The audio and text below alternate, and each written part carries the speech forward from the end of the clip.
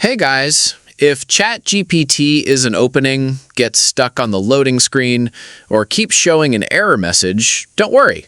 In this video, I'll walk you through several effective solutions to help get ChatGPT working again. The first thing you should do is clear your browser's cache.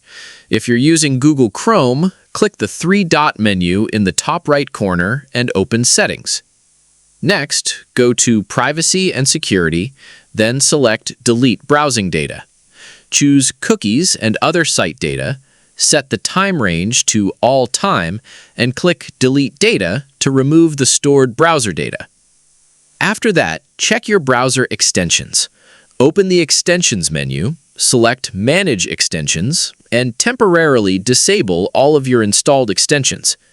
Some browser extensions can interfere with ChatGPT and prevent it from loading properly. Once you've turned them off, refresh the page and see if the problem has been resolved.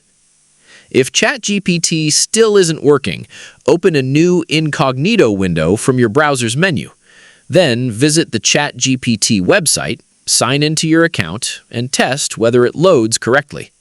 If everything works normally in incognito mode, the issue is most likely caused by your browser's cached data or one of your installed extensions.